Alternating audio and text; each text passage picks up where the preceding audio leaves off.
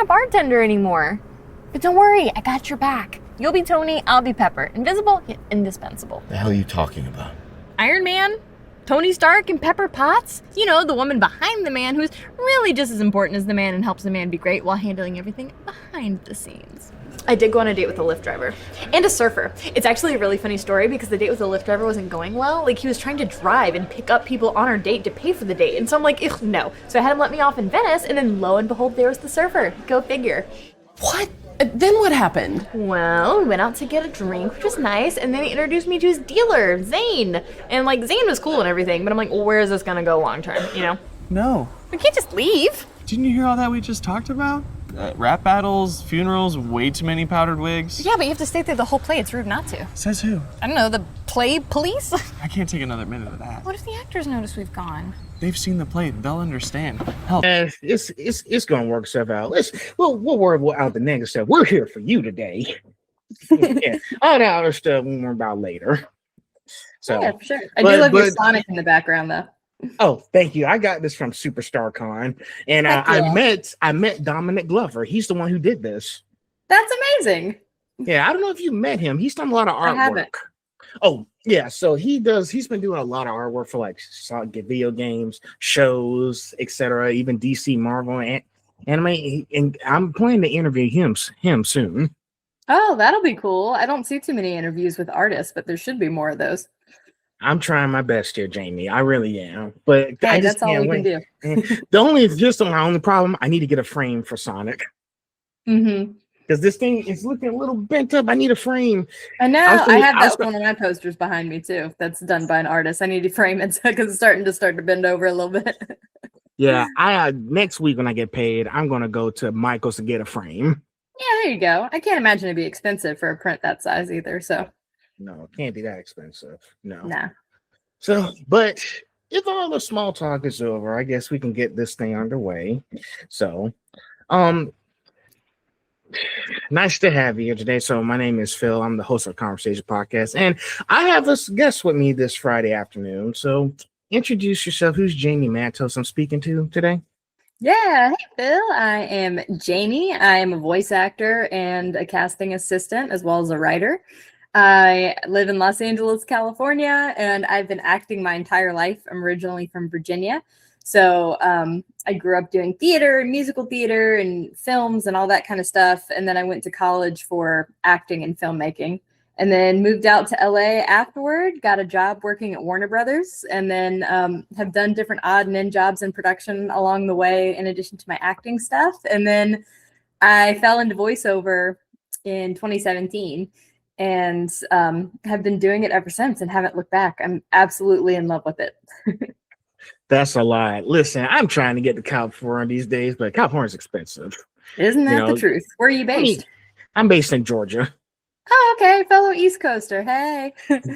Yes. But, Atlanta is expensive, too. They do have a few studios up there as well. So that's how come most of you guys come from LA to Atlanta to do all these kind of movie productions and everything. So yeah, true. My best friend Shannon lives in Georgia, in Atlanta, and she does production stuff over there. So I'm very familiar.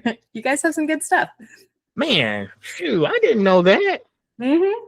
Okay. Yeah, so pretty much Atlanta is like its mini Los Angeles kind of thing. Yeah. So I'll say that. Absolutely. So, now, before we get started, I want to ask you a little bit of an icebreaker. So, as you know, the Super Mario Galaxy movie is coming out soon, and they just released another look at Bowser Jr., Rosalie, etc. Now, I got a question. Do you have plans, if you try hard enough, will you have plans to voice a video game character soon? Oh, yeah, absolutely. I love video games. I'm a huge gamer nerd myself. So, like, being a fan of playing them, I love being in them as well. In fact, I can't say too much about it yet, but I am in a video game that my character is supposed to be getting released really soon here, like sometime in the next couple of weeks, hopefully. So as soon as that comes out, I'll be sharing it to my socials and everything. But she's a really, really cool, fun character and an awesome game. So I'm very excited about that. Also, too, last year I booked a role in a really great video game called the Séance at Blake Manor. And it's this really fun, like, paranormal mystery game where you have to like go through and like interact with different characters in the house and solve the clues. And so I got to be one of the characters that you can interact with and everything. And she was this like really sweet Scottish girl. And it was so much fun to play. And the game's been getting so much love since it came out. So that was a really fun one for me too. Hopefully many more video games to come though. Okay, I just wanted your opinion because when I heard that Brie Larson is about to do Rosalina, and I was like, I seen some of her posts, and she's a huge fan of Rosalina and likes Mario, and I was gonna be like, if they didn't vote, if like I've been thinking about this since the Super Mario Brothers movie came out in 2023. I was like, I swear, if you do not put Brie Larson as Rosalina in the Super Mario Galaxy movie, shame on them. Yeah, I know she's a huge Nintendo nerd and was really passionate about it. And she's done voiceover work before too. So of all the stunt casting and celebrity casting they do for these things, I think she's going to do a really fantastic job for sure. But I would love to be in something like that in the future. I used to be in an improv troupe when I was studying UCB, and I remember one of the sketches we did was like people getting hired for job interviews, and I got to play Princess Peach getting interviewed for a job. It was like a mini dream come true for me, just because I love all the Mario characters. They're so fun. Oh man, they should have given you Princess Peach though. You make a good Princess Peach. Thank you. Well, there are fellow voice actors who I love and respect very much who have been voicing Peach at the moment, and so I happily relinquish it to them. But who knows? Down the line, we'll see what happens. All right, I'll be rooting for you. Okay. Thank you. So let's see. So now, the way I've done is I have 25 questions each, but I know that we're just going to get through as much of them as possible because I was like, there's a lot of these questions, but we don't have all day. So sure. I'll try to keep it on track and keep the train moving. Okay. Cool. So let's start with section 1: origins, identity, and creative DNA. Now, you were raised on musicals, Robin Williams films, and fried chicken. Absolutely.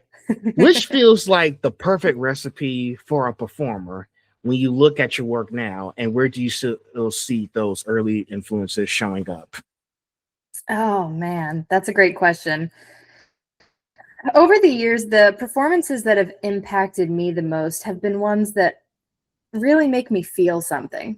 The ones that really touch you on a personal level and make you feel seen or represented in some way. You can connect to them, and whether that was like, a heartfelt moment, like, for example, I'll use Robin Williams as an example. He's one of my favorite actors of all time.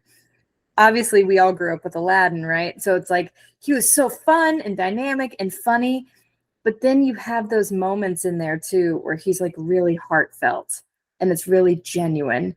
And like those moments tugged at me just as much as like all the big funny numbers and voices and stuff did, because he was like really in it and really made me feel connected to him. And so like that's something that's really important to me in my work, is not that I'm necessarily striving to make an impact, but that I'm just trying to feel as plugged in and connected to the character as possible and truthful to the character as possible. So that way, if somebody hears my performance one day or sees one somewhere or something, and it makes them feel something, or it makes them feel like they're less alone in the world or are positively impacted by it in any way, like that to me is my achievement of success, more than like being famous and all over the place and everything. If I can just impact anyone, that'd be great. But I love those kind of performances. I also really respect actors who are incredibly like versatile and courageous and aren't afraid to take big swings or do things outside of their comfort zone, because that's scary for all of us, right? But like a lot of times it pays off. Sometimes it doesn't, but you never know if you don't try. So I've always been really inspired by people who do that kind of stuff. Okay. Yeah, because I know, and I had a few conversations about this before, like same thing, like, like you're just trying to do this to make sure you have an impact on people. Because most actors in the creative space, they're just doing this just to be like liked or just be known or famous, which is really not the point of being an actor in all these media. You want to make sure you have a love and passion for the art so people can remember the great work that you've done and the stories that you're telling. Because I want to be able to look at this and be like, she took all this time to make sure the story is perfect, and it's like this tapestry is amazing. Yeah, absolutely. I mean, that's our job, right? Is to really care about what we do. And I was just talking to my roommate about this yesterday.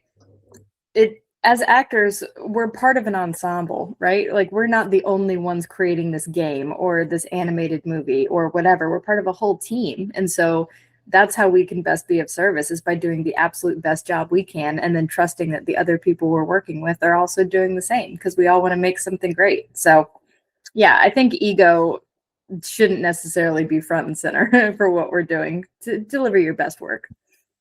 Exactly. And and the reason why I brought it up, because I did listen to something that if Josh Brolin as Thanos right here, something that I watched on one of his clips that's really caught my attention. This profession, this day and age, 9 times out of 10 actors want to figure out how to be famous. Whereas back in the day, it's all about paying your dues. So that's in that whole description. He was like, don't do it just for fame. Do it because you have a love and passion for the art. Yeah, totally. I agree, because fame comes and goes. It's very fickle, especially in today's industry. So you got to do it because you love it, because there's not always going to be the good times. Exactly. And plus, all of that stuff is just noise. Next day, you're trying to figure out what's important in life. Like, you guys are back to your normal lives. That's why I'd be like, I've seen so many people who go to all these movie premieres, even the content creators who do like a lot of movie reviews, they get invited to that stuff. Whereas me, myself, it took me throughout 2025 to really sit down and brainstorm and learn for myself. I had to educate myself, understand, like, it's not about you. It's not about anybody. It's about the story that you're telling for people to understand. That's all that matters. And I spoke to a few voice actors too. Like, when the movie is over, you guys are back to your normal lives the next day. Yep. So if I said that correctly here. Yeah, you did. Absolutely. Couldn't be more right. Sure. Going to the next question. You've been performing since you were old enough to speak. Now, at what point did performance stop being something you did and start becoming who you are? Oh, well, I think the answer to that question is that it's actually flipped. I think inherently I've always been a performer. I just discovered that it was something that I could do as an occupation and get paid for it as I got older. Because for me, like, I come from a very artistic family. I have a bunch of musicians and people who sing, and my mom's a very talented writer. My dad was an incredibly talented actor and musician himself. And so I grew up in a household surrounded by like education of great movies and musicals. My family would take me to go see plays and all that kind of stuff. And so it's always been deeply ingrained in me and loving performing. And I did it for fun. And then I did theater and stuff growing up as a kid. And then I got into it professionally when I was discovered by an agent in Virginia when I was like 15, and started booking work on camera, and then moved out to LA and kept doing it from there. But I remember I watched, like, I don't know, some movie as a kid, and I just realized, or no, it was a show actually. I went to go see a production at the Wells Theater in Norfolk of A Christmas Carol, and I realized, like, you can do this for a living. You can get paid to do what I already love to do. Oh my gosh, this is what I want to do with my life. And so I've always known from a young age that was something I wanted to do. But I think being a performer and being a creative person has always been inside me. I can tell because I know, like, one, what really shocked me is that your parents are both creative people. One's an illustrator, one's an actor. That's really nice to have. Like, I think growing into like the families who are into the same stuff that you are, because I know eventually when I have my own family too, they'll see all this stuff that I'm into and they want to go to all these amazing places. Because I was gonna ask you too, like, when I saw you, so I was like, have you ever performed on Broadway before? Oh my gosh, no, but never say never. I would love to. I've done plenty of theater work, but nothing that's been on or off Broadway. Just because typically you'd have to be in New York for that to happen. And I have a lot of amazing friends who live in New York who have done a lot of Broadway. So I do love to go support them whenever I can. So pretty much it's on the shelf right now. It's on hold. Yeah, I mean, never say never. I would love to do a Broadway show at some point, certainly. But anytime I can get on a stage, it's a good time. It takes me back to my roots, and I love live performing. So, okay, yeah, I've seen so many of your work. You've done that stuff, and you also, because you did a voiceover commercial, didn't you? I did. Yeah, I'm the current national campaign voice for Circle K. So for anyone who How's goes to get some gas at the pump, you can hear my voice. how's that been going? It's been great, honestly. I just had a friend text me like 2 days ago saying like, "Hey, I just went to Circle K and I heard you." And I like screamed out the window at my family in the car. So that's a really cool feeling, you know. I really enjoy commercials. I think a lot of people sleep on them because they're like, "Oh, it's not as fun as animation or whatever." But I actually really enjoy doing commercials, both from a casting side and an acting side. So hopefully, there's more of them coming down the pike. Hey, can't wait to see it. Um, Thanks. Next up, you grew up in Virginia, right? hmm Okay, growing up in Virginia and then eventually landing in Los Angeles, how did that transition reshape not just your career, but your sense of self as an artist? Oh, that's a really great question. I loved growing up in Virginia, and I love going back to visit and everything, particularly where I lived and grew up in Norfolk. It's in Southeast Virginia. We had a lot of really great cultural stuff there. Like I said, a lot of great plays and stuff that would come through. Like the first Broadway show I ever remember seeing was a touring production of The Lion King that came to Virginia, and I went to go see that with my family because that's my favorite Disney movie. So I was very excited to go see that. And so growing up, it gave me a really good appreciation for all different types of art because my grandmother used to take me to museums and we'd go look at art galleries and all that kind of stuff too, or go listen to orchestras or see operas. So I was exposed to all different kinds of stuff there. And something I do love and appreciate about growing up there is that it keeps me very grounded because it is so removed from like LA culture and Hollywood culture and hustle culture that like it reminds me, especially with my family and friends and stuff who are still back there, of the things that are really important in life, you know. I love to go back there for Christmas because it gives me time to just kind of slow down, take a break, reconnect with my family and all of that and where I came from. And I'm very grateful for that. Moving out to LA has been great for me as an artist because I feel like I'm surrounded by my people. You know, I'm near so many. I live with another voice actor. A lot of my friends are artists in different capacities, and there's so many just unique tapestries of people out here who come from all different walks of life. And the more I get exposed to that and be around that, the more that's helped me kind of discover and grow and become emboldened in my own sense of self-discovery and identity. And so it's allowing me to constantly evolve and have an open-minded mindset out here. I feel a bit more freedom to discover and play as an artist, which is really fun. Well, hey, sometimes you gotta take a break from the Los Angeles stuff, and you have to go check out what other cities are doing. Like, I see so many people from Los Angeles travel to different cities to see what it's all about. Because I know when they did, hold on, this one, sorry. Okay. Because when they did Ironheart last year, they moved because most of the Marvel superheroes are from New York, but they decided to take it to Chicago. Because pretty much because it's an all black female character lead. And it's like, we want, Chicago's very known for most of its black history over there. And we want to try to integrate that into the show Ironheart. And I like how they did it because we want to take a break from this New York, and New York is good now, but we want to take a break from that. But same thing with you as with your journey, you wanted to take a break from Los Angeles to see what Virginia had. Because you grew up in Virginia first, so you got exposed to that stuff at first. But now you're traveling to different, because I think you still traveling to different cities and see what they have to offer, right? Oh yeah. Yeah. I love to travel and I love to see different cities and see the different local culture and everything. I think it's important. It's important so you can get exposed to how people do things. I'm doing my best to try to travel to different places, but I gotta save money first. That's expensive. I feel that money is a very real thing. So it's a work in progress. But yes, we as people, we need to get exposed to different cultures and understand their history and how they do things. That way we can incorporate into our lives and be like, hey, this next project, I can do something bigger next time.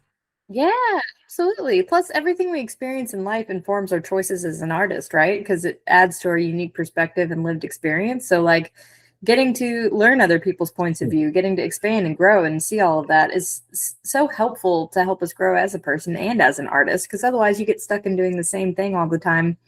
And the more narrow your mind view and world view, it's just not really going to serve you as much as expanding it. So, Exactly. yeah. Let's see. Looking back, what part of your career foundation do you feel most protective today? Most protective of? Yes. Ooh. Um, I think I'm most protective of the things that mean the most to me, that are like the most vulnerable. So, for example, when I'm acting, there's a certain amount of vulnerability obviously that goes into that, but I get to be a different character and I get to explore and play with their lived experience versus, like I mentioned at the top, I'm also a writer. I write a lot of poetry. Sometimes I write songs, and so I'll sing and play on the piano and things like that. And all of those are very, very deeply personal to me, more so than like the acting is. So I get very protective of those when I'm working on them or putting them out in the world, just because it feels like sharing a piece of my soul bare with people. And so it's like, well, I hope this resonates, but if it doesn't, I'll try not to take it as a personal attack. Yeah, because listen, ever since then, and that's really nice. You get to be able to be free and do your own thing, like you're in the zone.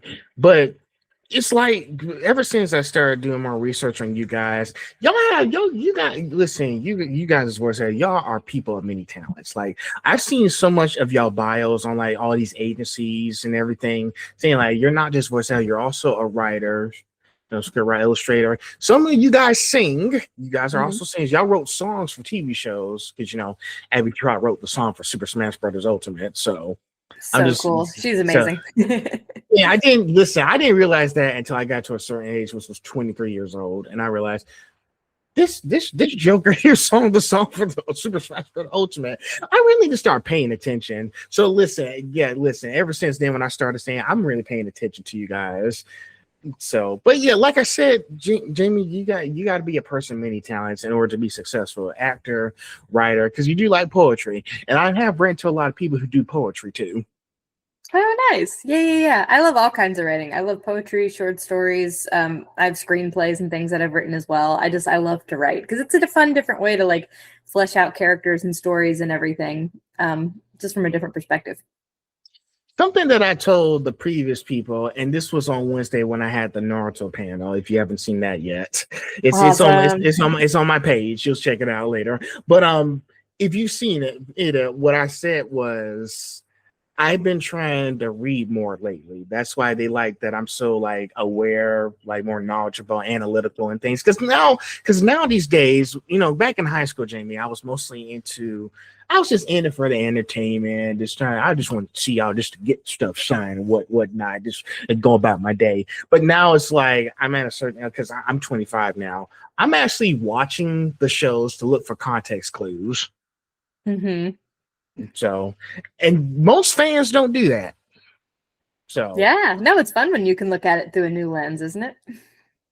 it is, because some of these stories here, they got like real life situations, and it's really important to pay attention to that. Yeah, absolutely. That's cool. Because when I talked to, I don't know if you know her, Kayla Timshiv, I interviewed her last week, but I told her that she's the one who craves context. Like, and she likes that about me because when I reference Batman Beyond, because listen, I started watching the DC anime universe again.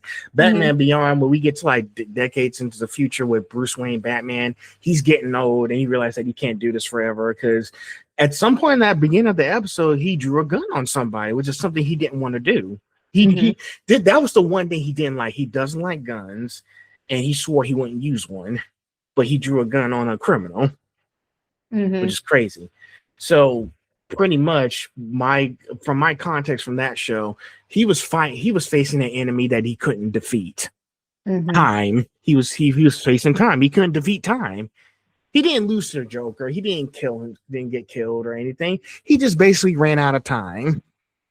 Yeah, that's so true. And I love when themes like that get explored in something that would be like, like even like an animated series, something like that, because those are all existential things that we go through. And that's something that I do like about Batman, as opposed to some of the other superheroes, is that like he doesn't have these like crazy superhuman powers. He is vulnerable to like the ravages of time. He is able to get injured. Like he is a man behind the suit. And so it's like we're being reminded of those moments of humanity and those glimpses of those things that they go with and struggle with as individuals is a really cool and interesting take to explore.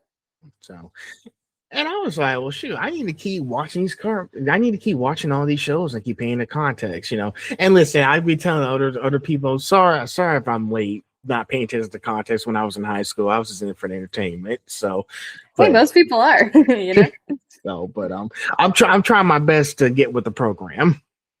So Well, we appreciate you. so still want to watch for fun, but I want to make sure I'm paying attention as well. For sure, it can be both. There you go.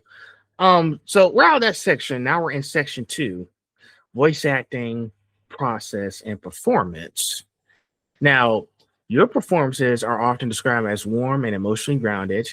Yes, they are. Is that something you consciously bring into the booth or something that naturally emerges once you connect with a character? Ooh,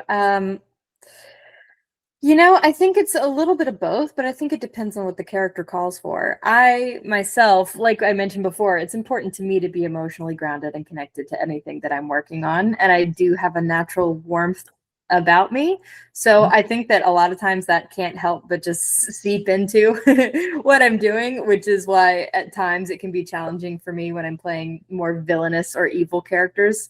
Like I had a voice director the other day be like, Jayme, you're doing really great, but you're too nice. You're too nice of a person. You got to make this character more mean. I can tell. Like, Jayme, I don't see you as a villain. I see you as a sweet goody two shoes in a show. I don't see you doing that. Yeah, I mean, look, I love a villain. They're so much fun to play, but that's, you know, not naturally who I am as a person. Hopefully it wouldn't be for a lot of people, but you know, so it's fun to be able to bring the natural parts of me into a character, but then also too, that's part of the fun of acting, right? Is whatever the character calls for, whatever their personality is, whether they've been through something or they deflect with sarcasm or grit or they have walls up. It's fun to get in there and explore why, and then find those parts of myself that I can connect and relate to so that I can do the best service to the character.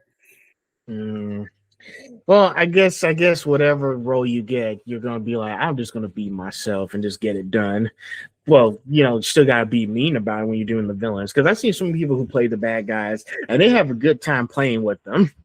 Yeah, they do. And like two different types of villains that I really love are on like opposite ends of the spectrum. So one, I love just like, you know, like a high school mean girl who's just like, oh my God, that dress is so ugly. Because it's just so fun to play with those kind of characters and have that attitude, because I would never say those things in real life. But then I also really love the super dramatic theatrical villains, right? The ones that are like the over the top ones. Especially the ones that love to like monologue their whole evil plan to people. I think that things like that, like a Mother Gothel in Tangled, or you know, like a oh gosh, why am I forgetting the name now? No, doesn't matter. But there's like a bunch of different ones that come to mind that are very like theatrical, over the top ones, and I love to play with those where it's like, oh yes, the evil plan is coming together, and it's like those are really fun too, because they're just so outrageous, but they take themselves so seriously. And that's really fun.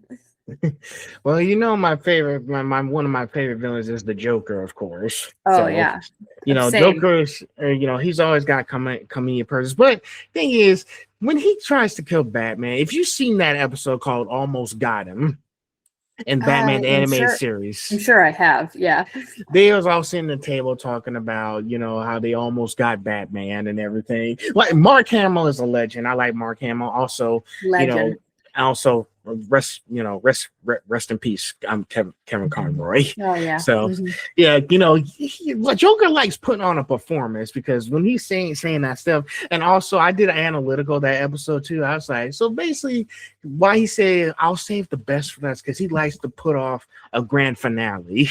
He likes doing that kind of stuff, because when he started, like, he's like the moderator of the show. It's like, the truth of the matter is, we all have an almost got him Batman story.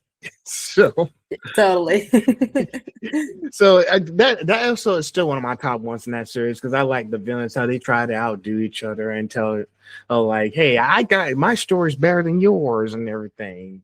Mhm. you, Villains you are know, so fun. Yeah. they are, Joker, Two-Face, Ace, Poison Ivy, and I think Killer Croc, but Batman was disguised in Killer Croc in that episode. Mhm. And I was I like, like the Riddler too. I'm not gonna lie. I enjoy the Riddler as well. oh, definitely the Riddler, definitely Riddler. When I was playing the Arkham games, Riddler was annoying, but he does know how to like try to put all those death traps together. Mhm. I'll give Wally Wickard some points for that one. So, Yeah. but listen, every time I play Arkham Knight, I was like, Riddler, just shut up. I'm gonna kick your ass later, so it don't matter. Totally. He talks too damn much in Arkham Knight. Like, dude, I got other villains to deal with. Leave me alone. Right. Yeah, exactly. Listen. If you saw one of those interview tapes in Arkham City, he's an ego-driven narcissist who can't let anyone else win. Mm-hmm. Oh, So absolutely. As so many of them are. yeah, like I was watching the one with Hugo Strange because Hugo Strange is the main villain in Arkham City. Because he was voiced by Corey Burton. Because Corey Burton's also good too. He was saying stuff like it was that interview tape when they did the Riddler. I could do one little monologue. He was saying, "I know you're lying, Strange. There's no way you could have figured it out. It's a trick. It has to be." And then he was like, "Oh, I use no tricks, Edward, no childish puzzles. I simply put out a psychiatric profile of the man most likely to be the Batman and match it to one single candidate. I was right, of course. Well, who is he? But that would spoil the game for you, now would it? You must tell me. I implore you, Strange. And really, Edward, if I could figure it out, it must be child's play for you. But interesting. Tell me, Edward, how is the Riddler like a blank dictionary? You're both at a loss for words." Incredible. Well done. Yeah, I've watched that interview tape when Hugo was roasting the Riddler. So even Hugo Strange's his own bad guy, but he knows how to get into the minds of the supervillains in Arkham City. Absolutely. That's fun too. So, but same thing with you. If you like voicing villains, don't stop voicing villains. I might have to listen to one of those episodes. Because I was gonna ask, what's like the most favorite villain you played up to this point? Like, what's the one that you liked up to this point? Ooh, favorite villain. Let's see. I haven't played many, but I will tell you. Well, I'll rephrase the question. Which one that you would like to play as? Yeah, well, I mean, I would love to play like a really unhinged one. Like I won't say anything about the project, but I did an audition last night for an animated or a character show, and there's this really, really fun character in it that is very reminiscent to me of like 90s cartoon villain or someone who's like a Dr. Doofenshmirtz or like something like that. It's just like very unhinged and theatrical and funny and evil, but like lovable evil.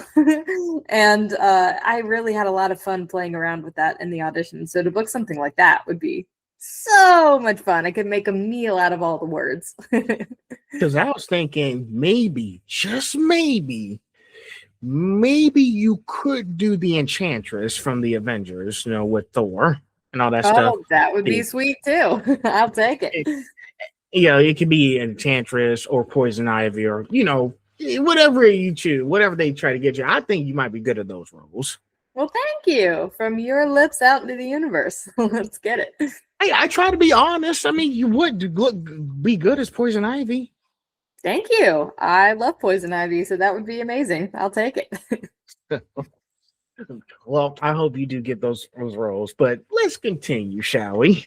How has your background in improv and sketch comedy influenced your ability to stay present and flexible during recording sessions? Ooh, great question. It's been incredibly helpful, especially improv. It's something that I've always been pretty good at. And like I said, I studied at UCB when I first came out here. And I've continued on just studying improv and working on it on my own since.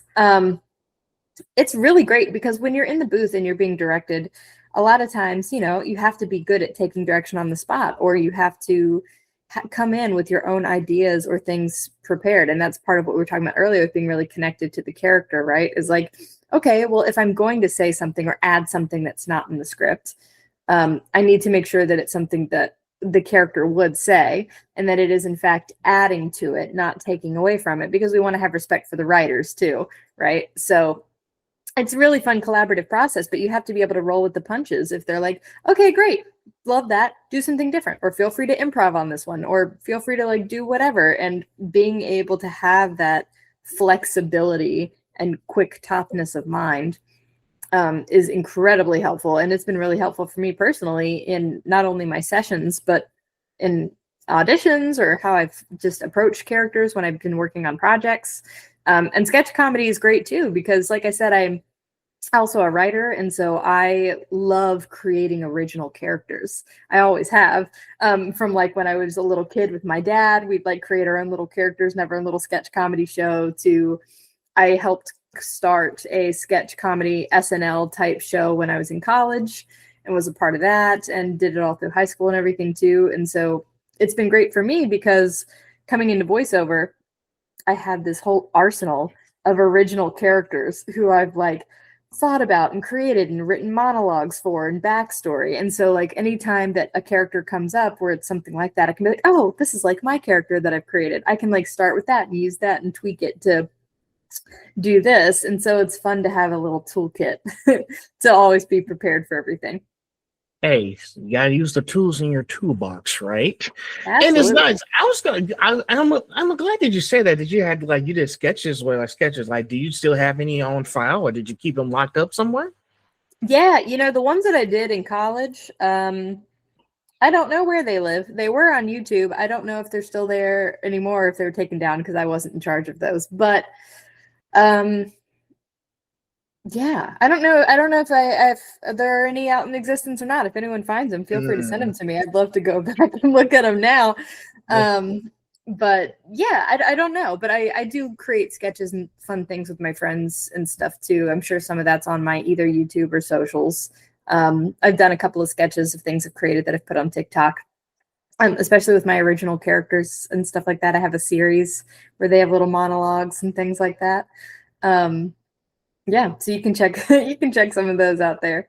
Okay. So you're still doing, but I can check them out at any time.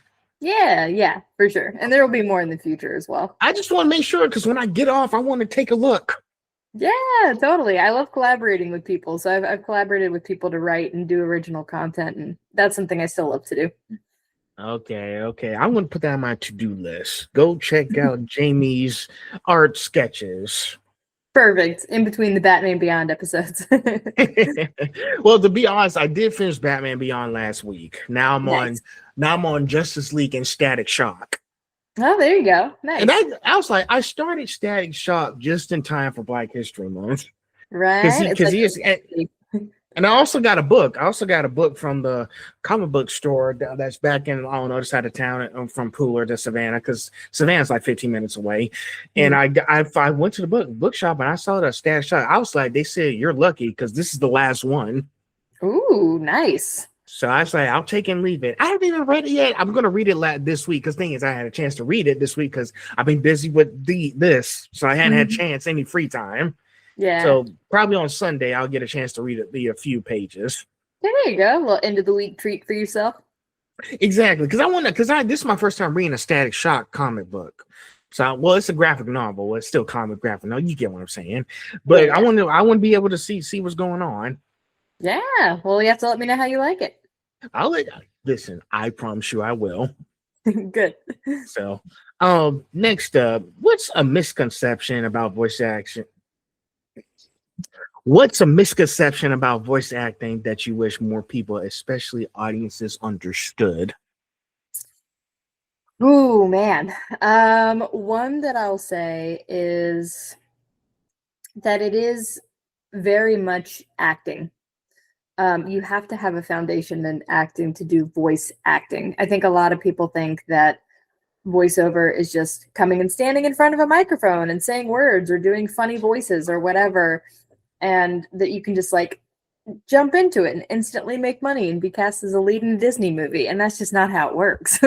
And you know, a lot of us who got into this, we do it because we are passionate. You know, we're either people who started as becoming like major fans of anime or video games or animation or whatever, and we got into this because we love it and wanted to be a part of the medium. But having a solid acting background, you have to be able to truthfully approach the circumstances and deliver a good performance, right? That's why you see a lot of these people who are really great voice actors working again and again and again, because they are really good at their craft. They have spent years and years honing it and really working on it and delivering an amazing performance. Like you think of some of the really great video games that especially that have been coming out the past several years, like these acting performances are cinematic, they're emotional, they're impactful, they make you really care about these characters and what's happening to them.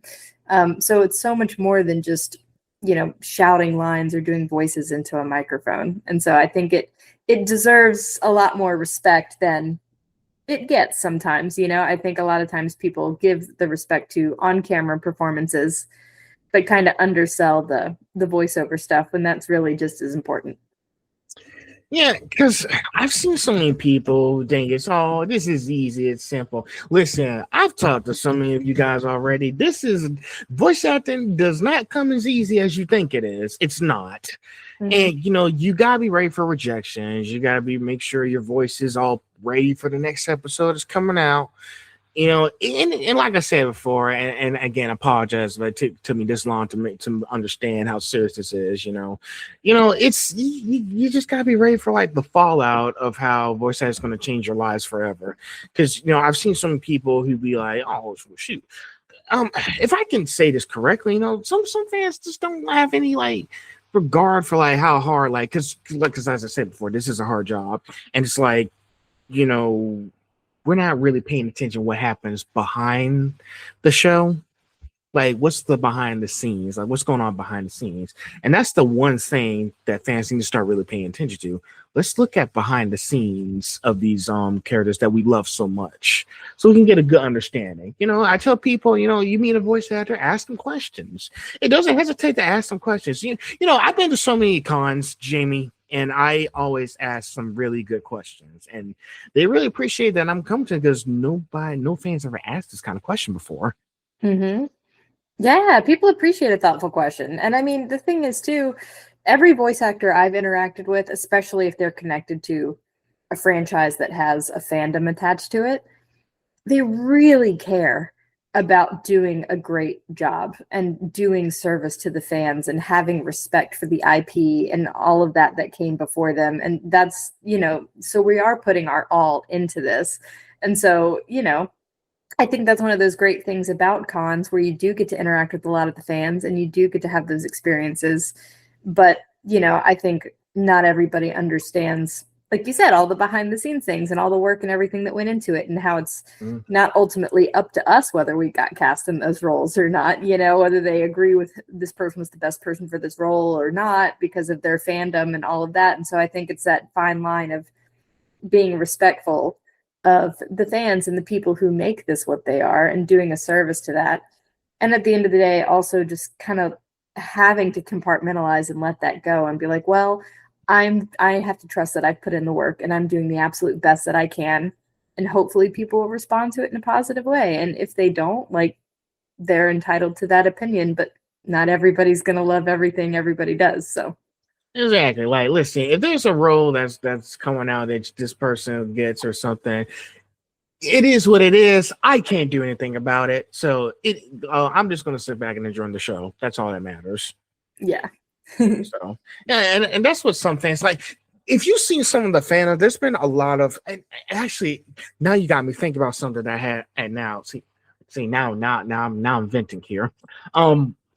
There's been so many fandoms who like go into like the conversation and start commenting on like voice actors and their opinions and everything. If you remember that situation with Gachiatica, they was talking about Zeno Robson. Oh, he wasn't black enough for this character and whatnot. I was like, where is this coming from? You know, Mhm. and I was like, y'all, like, I don't care what it is. I don't care.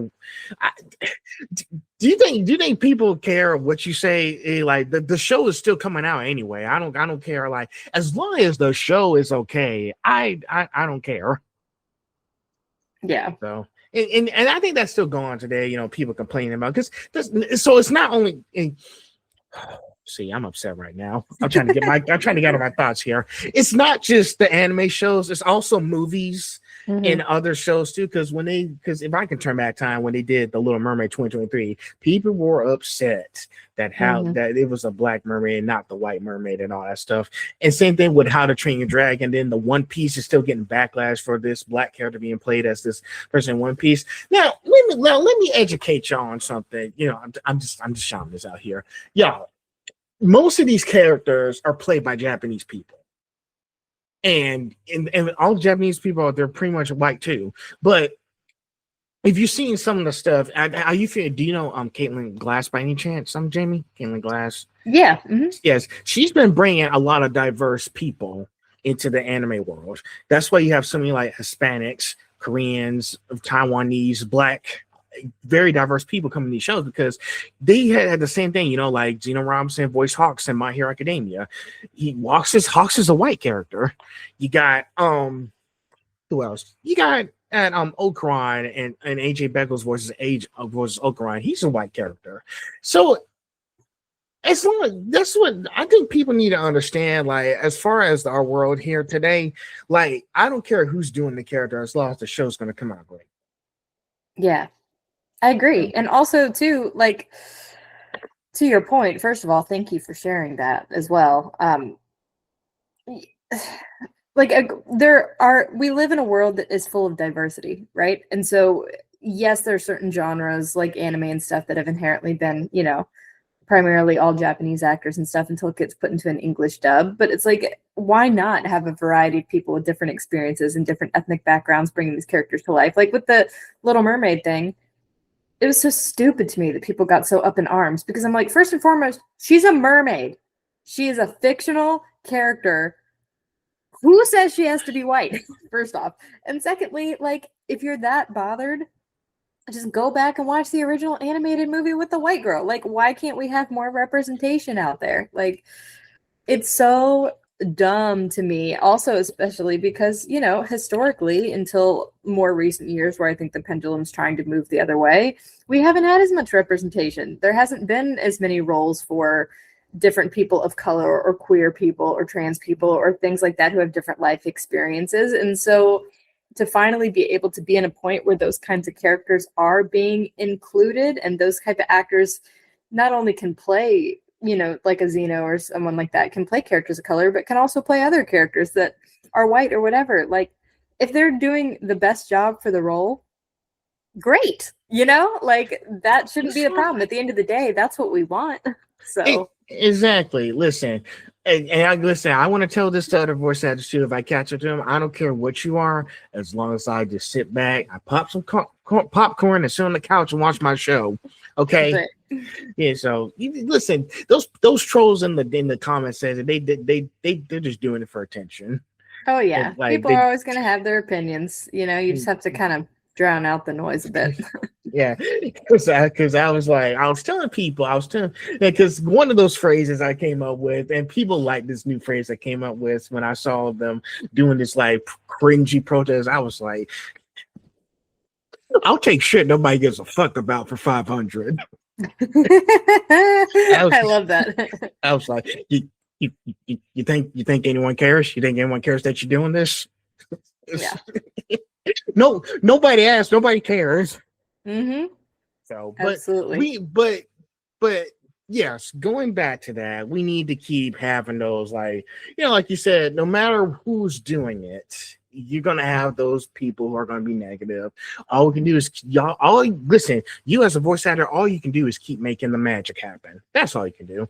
And I tell people, just peace and love over hatred.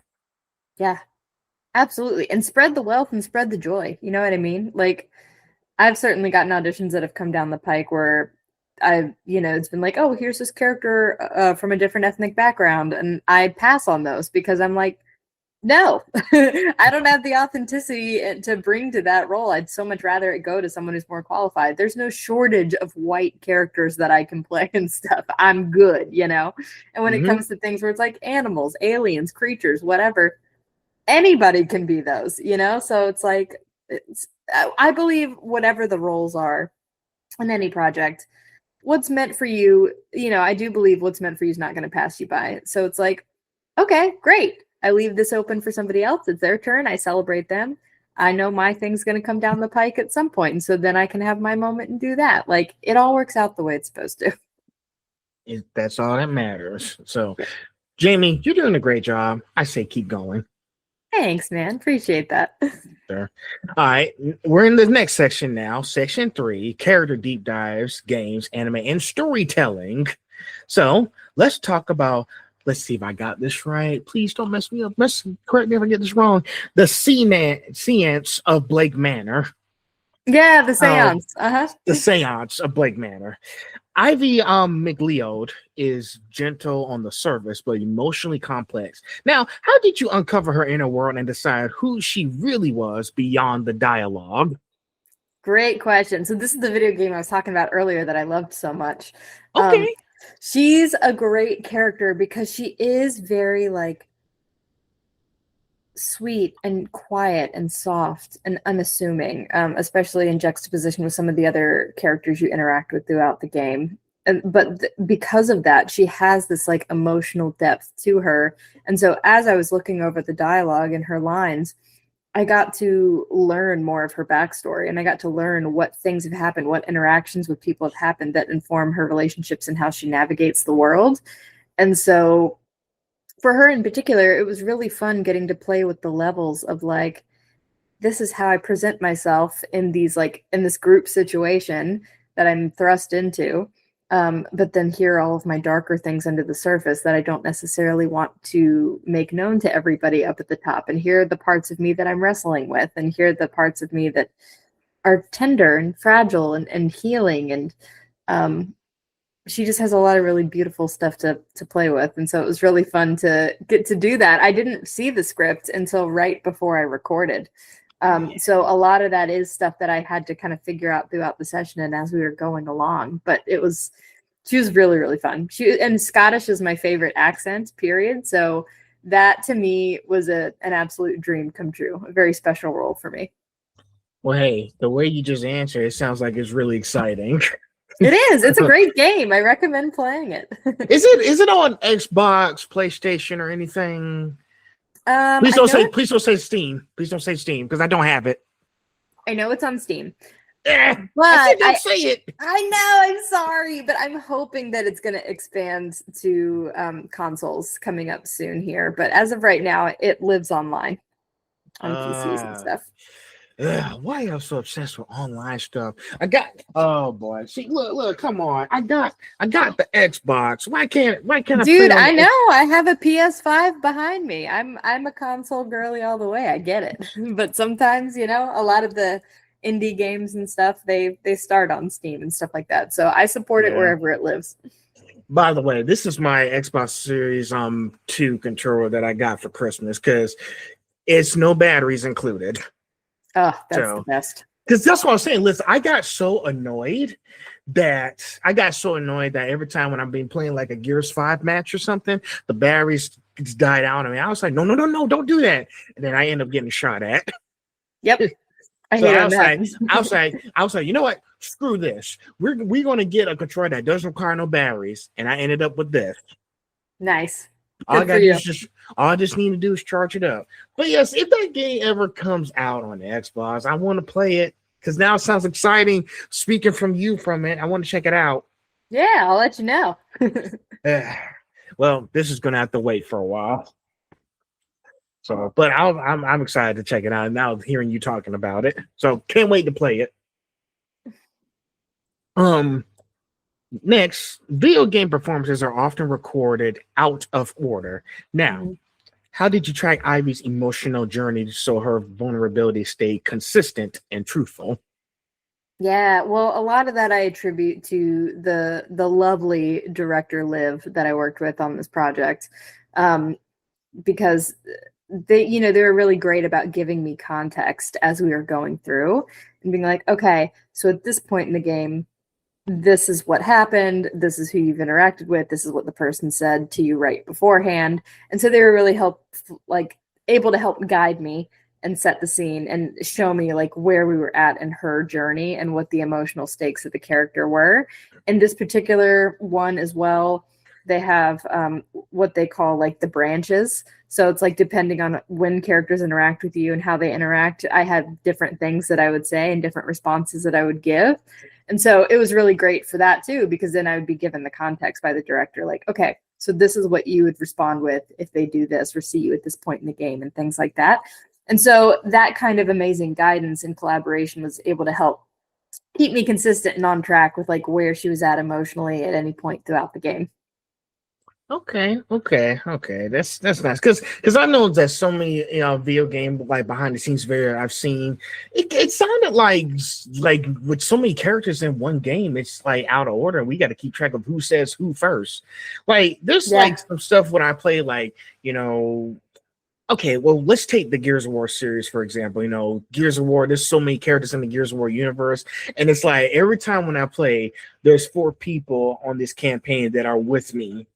And they all have to speak at specific moments. So it's kind of like, oh, Lord, like Kate Diaz says this, JD Phoenix says this, Del Walker, Marcus Phoenix. I understand your pain. You're trying to keep track of everyone's like talking points in the game, which is kind of exhausting. But this is how games are supposed to be played and meant. Pretty much. Yeah, totally. Honestly, like I said, a big part of it is just having an amazing director who is able to help guide you through that so that you know where you're at and able to keep a consistent performance throughout the game. I mean, that's true. And listen, if I've learned anything, I know I'm trying to make sure I say the right thing, as video games, as far as like the movies, like with the Avengers movies, like I think because when I was paying attention to some of those video game behind the scenes, I was like, this seems pretty benign compared to the movies where they have like the Russo brothers trying to manage every Marvel character in these movies, and now they're back for Avengers Doomsday. Yeah, that's a lot to manage. So compared to video games, this is like more difficult than trying to get them to do multiple things. Yeah, I mean, everything is certainly going to have its own challenges, right? But I think the more cinematic the video game, the more that goes into it, especially when you have things that like require going to a stage and doing mocap. And so you have all the mocap performing where you're literally acting out the entire scene with everybody, with all the cameras around and everything. And then you go in the booth and you're recording all the voiceover lines and making sure that matches up with everything else you were doing. And so there's a lot of moving parts, and I have respect for all of it in all of the different realms that there are. But yeah, having a really good team will help give a really good performance. Oh, also, I almost forgot, in the Gears 5 behind the scenes, some of those places, because Laura Bailey, who does Kate Diaz, oh yeah, so talented. Liam McLeod and Eugene Bird. They were all wearing the suits on the stage when they were acting out the characters for the video game. I was like, okay, so they do wear these types of, I don't know what they call them, like some kind of like screen or movie. What are the suits they wear when they do? Wait, no, motion capture shoots. That's what they call them. See, I knew I had the right word in my head. So yeah, they wear. So even when y'all do video games, y'all do wear motion capture shoots too. Have you ever worn one before? I haven't, no, but I'm looking forward to. I've taken motion capture classes before, and I'm really excited to get to do one. Hopefully, some coming up here. Ah, man, I wish I was in those studios so I can see it. But I know for a fact that some of those studios don't do tours anymore. I think, you got to look for the behind the scenes footage on YouTube. Because I know there's been a lot of incidences where fans are just trying to see the actors and everything. No, there's always those people who just try to ruin it for everybody. But for me, exactly, I want to at least take a look. Like, I was usually tell people, hey, can I sign a paper or something so I can come in or something? Like, listen, if it's something to sign, give me a paper and I'll sign it, Jayme. But they say they don't want any on, like visitors or journalists inside the thing, that there's nothing we can do about it. Yeah. So maybe like to never say never. But we'll see what happens. Yeah. So, but I do want to check out the motion style on set at some point. But maybe one of these days a miracle might happen where I can come check it out. Yeah, you never know. So can't lose hope. Let's see. Oh, you might like this one because it throws back to the villain talking we were speaking about when voicing characters in darker, more physiologically intense stories. How do you give everything to the performance without carrying that weight home with you?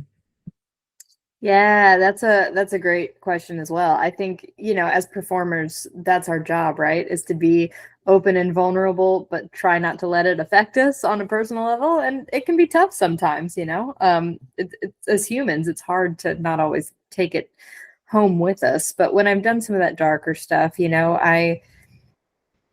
I really do my best to leave it all, you know, on the stage, as it were, right? Or in the room. So it's like when I'm there, I'm fully present. I'm letting all of it out after my session or after the performance, whatever it is, taking a little time to decompress, reground myself, do something that makes me happy, give my dog a cuddle, and then just, do your best to let it go and move on with your day. Because when you're in that space, that's when you have the freedom to play and go through all of that and have a safe space to process those darker emotions or feelings or whatever.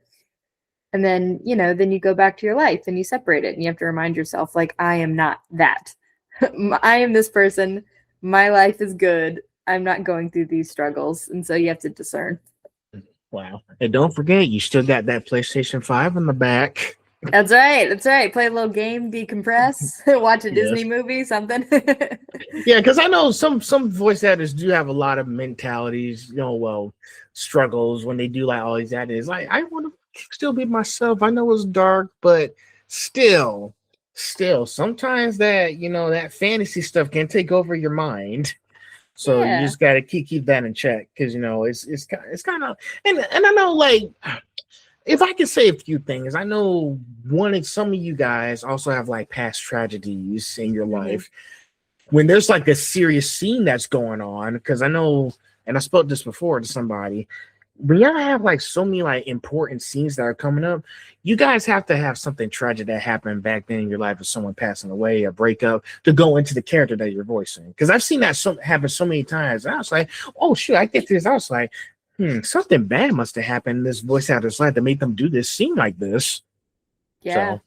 Yeah, not everybody has experienced those types of things, but it certainly does. It can't help but affect you and inform how you approach things. I know I've certainly experienced loss and grief and struggles and things like that in my life that I've been able to access that'll helped me bring truth or authenticity to a character who's been going through similar things. So yeah, it's definitely part of it.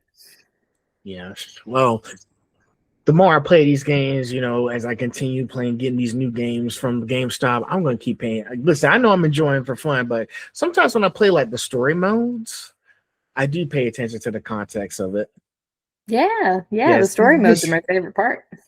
The thing is, lately, I've been trying to play more stories than multiplayer matches lately. Mm-hmm. I mean, I like the multiplayer matches. Don't get me wrong. Listen, I was just playing Gears. I'm saying Gears fighting. I mostly hop on and play Gears. I just play shooting games anytime when I get home from work. And guess what? All these characters in the games, they be trash talking everybody they shoot. Listen, Jayme, you're gonna laugh at this. One time when I was playing as Clayton Carmine, I took one of the swarm hunters and used them as a shield. You can use people as shields too. Mm-hmm. And guess what? After he was finished, he said this, and this made me laugh. He was like, "I hate to take gunfire and run, but gotta go." That's great. I love that. And Marcus Phoenix throughout the game in the multiplayer matches, he was being so mean too. Like I'm telling you, these characters are being so mean, and it feels like this ain't real, but it feels mean. Mm-hmm. Because guess what? Because guess what? When I got incapacitated and the guy playing Marcus, he straight up kicked me. Like, you can kick people and just move on. Yeah. And guess oh my God, I'm laughing here.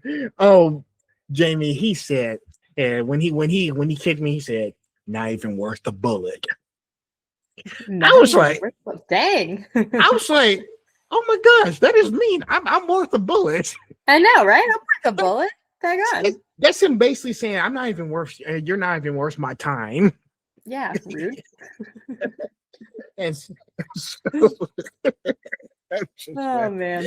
I'm laughing at all these trash talking moments, but yeah, I'm telling you, all these actors who put all these times in these multiple matches, they crack me up.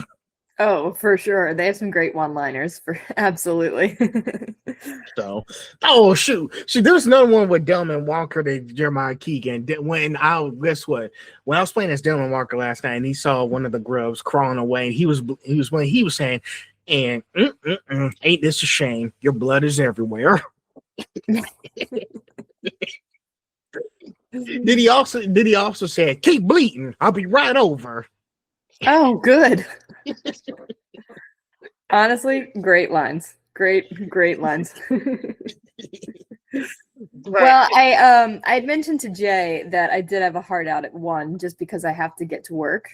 So we probably have to wrap this up here. But it's been so lovely talking to you. Sure thing. Let me wrap this up right quick. When audiences experience your work years from now, how do you hope it makes them feel? Oh, I hope it makes them feel seen. Whatever that means to them. I hope it makes them feel that they can connect to something and that they're not alone in the world, and that hopefully in some of the characters I played that there is hope and light and goodness out there. That's really nice. Well, I guess that wraps it up, man. Like I said, we don't have all day. So, but did you enjoy our conversation this Friday? I know it's Friday. Everything good comes out of a Friday. I agree, and I did, Phil. I'm so grateful to you. You're a delight to talk to. I really appreciate you taking the time to chat with me and having me on, and I wish you a happy Black History Month. Is there anything that I can do to highlight or amplify or support you in any way as someone who's a Black creator? Well, just share our stories. There's stuff on my Instagram here. It was just Phil Coop Productions. There's that. I'll put it down here right now on the video so that people can see it. So there's that. And also just just share my post, because tomorrow I have a Black Creators panel. So there's that also as well. Totally, man. Absolutely will, for sure. No problem. So yeah, and thanks for everything.